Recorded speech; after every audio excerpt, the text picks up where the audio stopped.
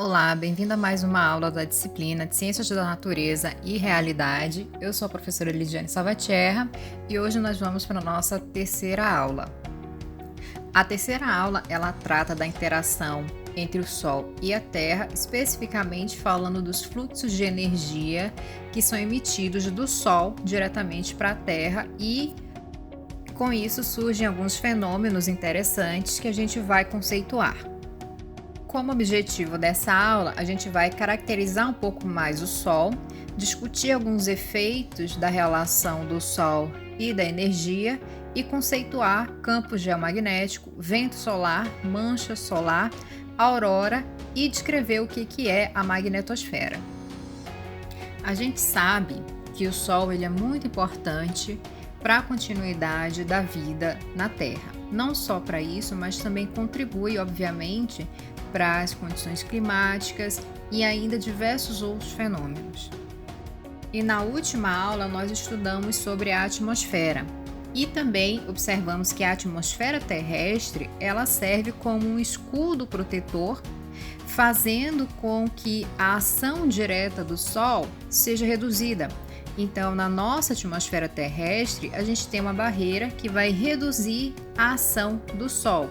E a gente vai ver que essa ação solar, ela é caracterizada pelos chamados ventos solares, que a gente vai estudar um pouquinho mais para frente. E com isso, a gente também vai descobrir que existe um campo magnético natural ao redor da Terra, que vai estar dentro de uma camada que a gente chama de magnetosfera, que também vai ajudar nessa proteção contra a incidência direta de partículas que vêm do Sol. Só que existe ainda alguns tipos de interações e essas interações acabam formando fenômenos muito diferenciados, como por exemplo as auroras e algumas tempestades. Se a gente pudesse resumir a função do Sol, a gente conseguiria relacionar três tópicos importantíssimos. Primeiro que o Sol, ele é um gerador de vida, porque ele vai possibilitar a síntese química, especialmente a que ocorre a partir da captação da energia e a transformação dela pelas plantas. O Sol também funciona como um agente regulador das mudanças climáticas, então ele permite com que haja uma continuidade no clima, e a gente sabe que todo distúrbio dessa continuidade climática acaba gerando alguns desastres, e é por isso que a gente se preocupa muito com as mudanças climáticas abruptas. E o Sol também é um agente regulador do comportamento da alta e média atmosfera planetária. Isso significa que o Sol ele pode acabar interagindo negativamente no que acontece nas camadas mais altas da atmosfera. E a gente viu que a atmosfera ela é subdividida em diversas camadas. Então, lá próximo da última camada, a interação do Sol pode acabar, por exemplo, interferindo negativamente na comunicação terrestre. Isso significa que ele tem a capacidade, por exemplo, de impedir a transmissão de algumas comunicações que ocorrem aqui internamente. E quando eu falo comunicação, eu estou literalmente falando de comunicação, eu estou falando de internet, estou falando de transmissões. Então, é dentro dessa perspectiva que a gente vai identificar quais são essas interações, tanto negativas quanto positivas, e algumas espetaculares que ocorrem a partir de emissões de partículas que vêm do Sol para a Terra. A gente começa a entender a interação e por que o Sol tem esse impacto na Terra quando a gente começa a observar algumas características. A primeira delas é que o Sol, dentro do sistema solar, ele é o objeto celeste mais massivo. E aqui nessa figura a gente tem uma relação didática mesmo do que seria o tamanho do Sol em relação ao tamanho da Terra. A gente observa ali, né, sendo apontada pela seta branca, qual seria então o tamanho da Terra se ele estivesse de lado a lado com o Sol. E aqui a gente tem outro dado interessante, que se a gente somasse toda a massa de todos os planetas, incluindo ainda todas as luas dentro do nosso sistema, não daria em massa 2% do Sol. Sobre a composição do Sol, ele é formado massivamente de hidrogênio e também em menos porção por hélio, e ainda existem outros gases, como o oxigênio, existe o carbono e o ferro também na composição. O Sol, pela sua característica gasosa e a sua composição, ele se torna um grande emissor de fluxo de grande quantidade de matéria, ou seja, ele fica emitindo no sistema solar prótons, elétrons e outras partículas.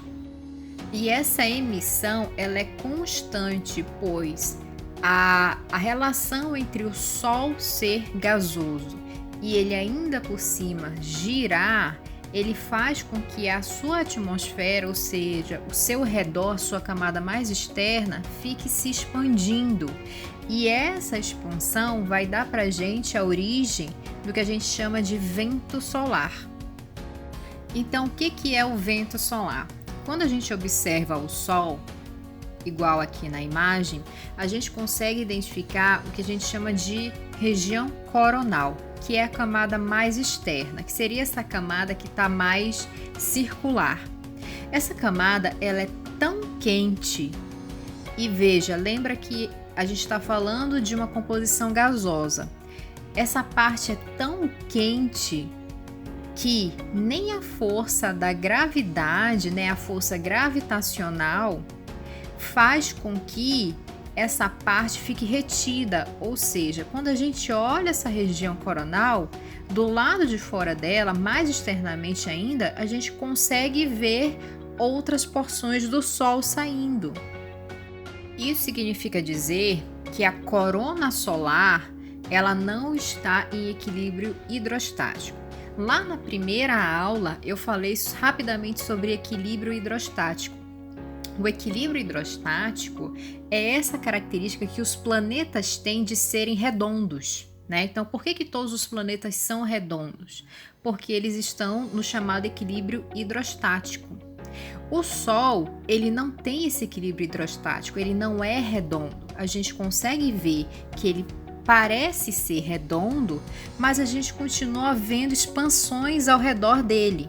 E essas expansões é que vão dar para a gente o conceito de vento solar. Aqui nessa imagem a gente consegue então ver o que é o vento solar. A gente identifica o Sol, várias expansões ao redor da corona solar, onde há a emissão da energia, né? E essa energia era caracterizada pela emissão de prótons, elétrons e outras partículas vindas do Sol. E esse vento solar ele vai ser emitido para todo o sistema solar. Aqui a gente tem, obviamente, a emissão, a ilustração da emissão do vento solar em direção à Terra, mas o vento solar ele é emitido para o sistema inteiro. Assim, esse vento solar é contínuo, a gente pode caracterizar ele, né, como energia radiante que é constantemente liberada do Sol, e essa energia obviamente vai chegar aqui na Terra. Existe uma média de cerca de 1.400 watts por segundo dessa energia que chega até a Terra, e quando essa energia chega, a maior parte da energia solar incidente na Terra, ela vai ser absorvida pelo solo e pelo mar. A gente vai ver graficamente as porcentagens com relação a essa energia daqui a pouco. Mas aqui eu trago um outro conceito para vocês, que é um conceito de albedo planetário. O albedo planetário não é uma camada física, é na verdade uma relação.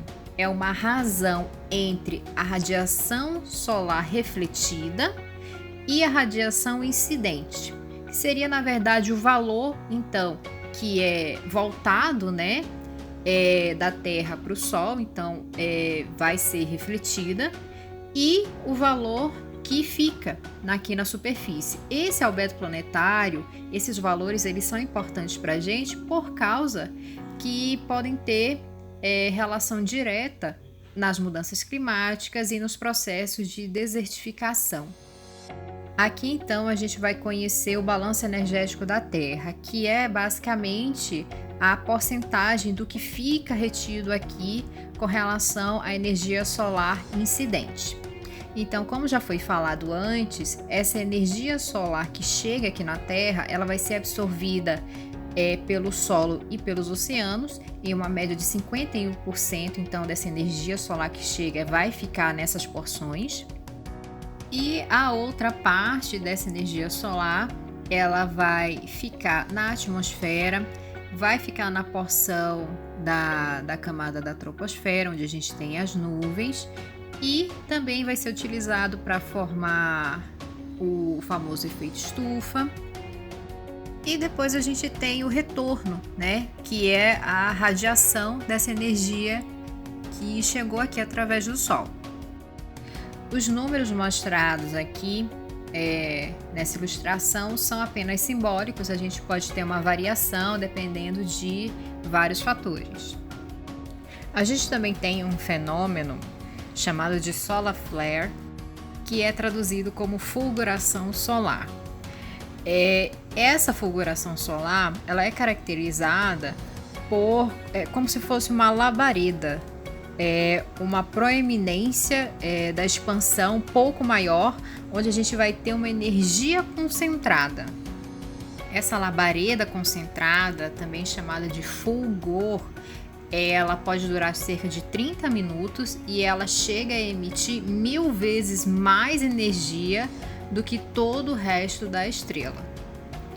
E essa concentração é tão poderosa que a forte emissão da radiação e de partículas desse fulgor consegue afetar os satélites em torno da Terra.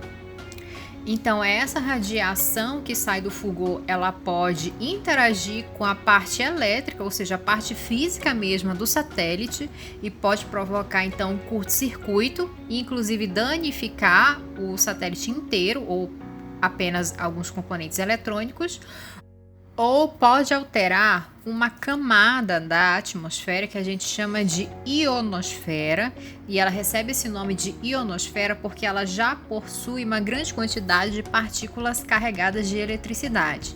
E é nessa camada que a gente tem a presença dos satélites. Então, essa radiação a partir desses fulgores pode alterar essa camada inteira. Então, alterando essa camada, a trajetória do satélite pode ser alterada. Então aqui a gente já tem uma interação negativa a partir do Sol.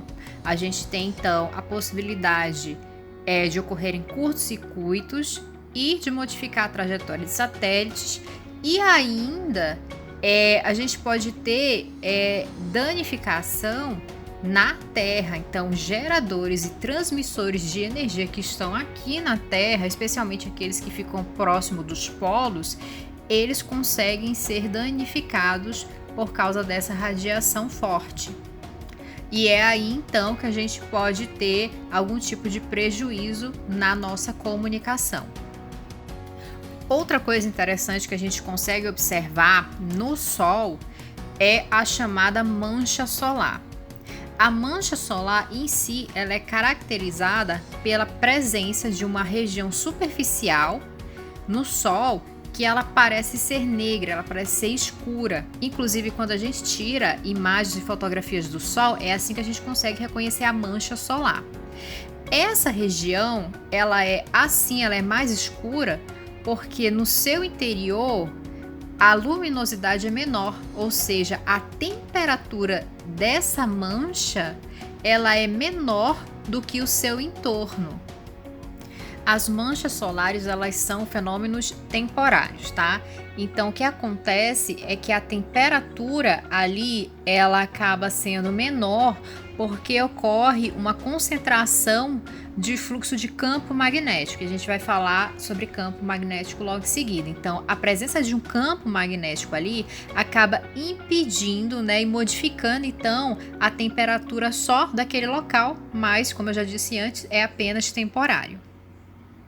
Agora a gente vai falar de mais uma curiosidade com relação ao Sol. A gente vai tratar da velocidade de rotação do Sol. Como a gente já viu antes, o Sol então ele é gasoso e ele está girando. O que tem de interessante é que no polo, ou seja, no seu equador, na sua porção central, toda essa massa ela vai girar muito mais rápido do que os polos do Sol, tanto o polo norte quanto o polo sul, tá? E a gente tem então uma média de que a porção central do Sol dá uma rotação completa em aproximadamente 25 dias nossos, né, dias terrestres, e os polos do Sol demoram cerca de 33 dias para conseguir dar a rotação completa. A gente sabe então que a Terra demora 23 horas, 56 minutos e alguns segundos para girar em torno do próprio eixo, que a gente considera então como 24 horas, um dia. E o Sol, ele demoraria cerca de 29 dias nossos para conseguir dar a rotação completa. Agora a gente vai falar de um conceito importantíssimo, que é o conceito de campo magnético. O campo magnético é uma área que vai cercar materiais que apresentam correntes elétricas. As correntes elétricas são geradas a partir de um campo elétrico, onde ocorre a ação de cargas elétricas. E quais são as cargas elétricas? São os elétrons, os prótons e os íons. E durante a aula eu falei para vocês que o Sol apresenta a emissão de plasma, né? Emissão de energia de materiais na forma de elétrons, prótons e íons. E a Terra também vai ter a presença de cargas elétricas. Ou seja, existe um campo magnético no Sol e existe um campo magnético na Terra. Então, observando essa ilustração, pensando didaticamente o que seria o campo magnético do Sol, a gente pode imaginar como se ao longo do seu eixo existisse um ímã. E um polo aqui, o polo azul, seria o polo positivo e o polo vermelho seria o polo negativo. A gente também pode identificar o campo magnético do Sol como polo norte e polo sul. E existe um dado interessante com relação ao campo magnético e aos seus polos. O polo norte, ele nem sempre vai estar com as cargas positivas e o polo sul nem sempre com as cargas negativas. A gente sabe que existe o chamado ciclo de inversão da polaridade. Isso significa que a cada tantos anos, no caso do Sol, por exemplo, existia uma média de 22 anos, hoje a gente já acredita que seja bem menor, que existe uma inversão de polaridade a cada 11 anos, ocorre a inversão então dessa polaridade. E no caso da Terra, com relação ao campo magnético, a gente também pode imaginar a mesma coisa com relação ao ímã, né? Ao longo do eixo, então, só que um pouco mais inclinado, a gente vai ter a presença dessa polaridade. E na Terra, esse campo magnético ele é criado a partir da presença de metal líquido do nosso núcleo, né? Então, a corrente elétrica gerada a partir da carga desse metal acaba dando para a gente então o nosso campo magnético.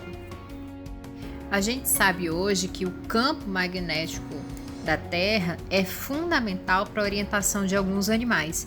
Isso significa que alguns animais eles possuem fisiologicamente uma forma de detectar esse campo magnético e usar ele como orientação. Então aqui a gente tem um exemplo de que alguns pombos, eles apresentam neurônios que são capazes de interpretar a direção usando o campo magnético. Então não só a direção, mas eles identificam a intensidade e a polaridade desse campo magnético. E é aí que a gente fala no famoso GPS natural, que é o que vários pássaros, as tartarugas apresentam. E é por isso que ocorre a migração sempre para o mesmo lugar, e é a explicação de como esses animais, por exemplo, as tartarugas, nunca se perdem no ambiente marinho. Então, é a partir dessa explicação que a gente consegue entender melhor essa imagem. A gente sabe, então, que o Sol tem a emissão, faz a emissão de ventos solares e existe um campo magnético solar. E, olhando a Terra, a gente consegue identificar que ela também vai ter um campo magnético. Se a gente olhar a porção do dia da Terra, que é essa porção que está diretamente iluminada pelo Sol, a gente vê que o campo magnético está distorcido, ele está achatado. E isso significa que parte dessa emissão ela está sendo repreendida, né? Ela não vai se chocar diretamente com a Terra, porque existe esse campo magnético. Então, esse campo magnético, desde já, ele oferece para a gente já uma proteção. E a gente também vê que existe uma outra parte do campo magnético na parte escura, né, na parte de noite da Terra, onde esse campo magnético, essa parte, ela não está distorcida e ela vai se expandir para o outro lado. Toda essa parte em azul que apresenta o campo magnético, a gente chama de magnetopausa. Então, a gente pode dizer que a magnetopausa é toda a área que corresponde ao campo magnético da Terra, e essa magnetopausa está em uma camada que a gente chama de magnetosfera. Então, a magnetosfera vai atuar para a gente como um escudo protetor da Terra. Então, o campo de energia que tem ali vai impedir que os ventos solares atinjam a superfície da Terra com muita violência. Agora, então, a gente vai analisar essa outra ilustração. Aqui a gente tem uma outra informação muito interessante. A gente consegue ver, então, a incidência do vento solar seguindo para o campo magnético da Terra. A gente vê, então, que esse campo magnético consegue impedir a entrada diretamente do vento solar, mas se a gente olhar ao redor ali, a gente consegue ver que existe, então, a entrada de vento solar, e que essa entrada vai ocorrer somente nos polos na atmosfera do nosso planeta. Então, a entrada do vento solar ela vai ocorrer tanto no Polo Norte quanto no Polo Sul. Nessas duas regiões, a gente vai ter uma entrada com muita violência dos elétrons e dos prótons provenientes das partículas dos ventos solares. E essa alta velocidade dessas partículas, quando entram em contato com a nossa atmosfera, vão acabar gerando um efeito luminoso muito conhecido. E esse efeito é a aurora. A aurora, na verdade, ela é um fenômeno óptico, né? Um fenômeno visual, onde é caracterizada pela presença de um brilho com várias cores. A gente pode ter uma variação de verde para azul, para o rosa e para o laranja, que ocorre nos céus na noite, apenas nas regiões polares, que foi originada pelo impacto das partículas de vento solar com a atmosfera. O mecanismo desse fenômeno óptico, na verdade, é muito simples. Então, essas partículas que vão entrar na nossa atmosfera, elas vão colidir com os átomos de oxigênio e de nitrogênio e vai ocorrer excitação desses gases. Com isso, faz com que esses gases emitam fótons. E assim, fótons então vão dar origem a essa luminosidade. E como tem uma diferença de comprimento de onda, a gente consegue então visualizar em diversas cores. A gente tem dois tipos de aurora. A gente tem a aurora boreal e tem a aurora austral. A diferença é apenas onde ocorreu. A aurora boreal é a aurora que ocorre no hemisfério norte, no polo norte. Já a aurora austral ocorre no hemisfério sul, no polo sul. E eu disse lá no começo da aula que a gente pode ter algumas tempestades, né? Tempestades solares que podem prejudicar principalmente toda a parte de comunicação, parte elétrica aqui da Terra. Uma das mais conhecidas e recentes foi o que aconteceu em 1989 e ela ocorreu basicamente quando a gente teve a projeção de um vento solar em extrema velocidade, né? Então a gente recebeu aqui partículas que foram superiores às normais, então elas conseguiram passar no campo magnético. E o que a gente teve foi auroras acontecendo em lugares que não deveriam acontecer, né? Porque houve então a entrada dessa partícula não só no Polo Norte e no Polo Sul, mas em outras regiões. E o que vocês estão vendo aqui na imagem é um transformador destruído, né? Um transformador que recebeu então toda essa carga. Esse transformador estava localizado em Quebec e que deu um apagão geral lá. Assim, em 89, cerca de 6 milhões de pessoas de Quebec, que fica no Canadá, ficaram sem luz. A gente tem um registro bem antigo de 1859, que é tido como o ano que teve a pior tempestade solar.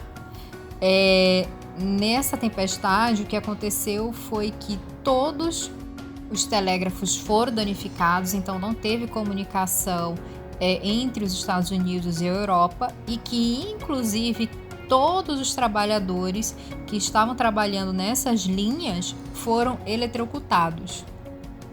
E há algum tempo atrás, em 2012, a Terra ela se salvou, né, de sofrer uma tempestade solar que basicamente teria sido pior do que a que aconteceu e que poderia ter alguns resultados bem catastróficos para a gente. Então a gente vai encerrar essa aula falando novamente sobre a ionosfera, tá? A ionosfera, então, ela vai ser a parte da nossa camada da atmosfera onde tem uma concentração bem maior de partículas portadoras de cargas suficientemente altas, né? E que dependendo do que acontece ali, a gente pode ter alguma interferência e afetar a propagação das ondas de rádios, algumas perturbações na atividade solar que acontece ali e vão gerar para a gente então problemas nas comunicações, principalmente aquelas via radiofrequência. Lembrando então que é na termosfera ali onde a gente vai ter a presença das auroras. Então nessa aula a gente viu um pouco da influência do Sol na atmosfera terrestre, principalmente relacionada à emissão da radiação solar e das partículas através do vento solar. E a gente viu também outros conceitos, né, do próprio vento solar, das manchas solares, do campo magnético, da magnetopausa, da aurora e da ionosfera. Eu espero que vocês tenham gostado. Essa aula vai ficando por aqui. Bons estudos!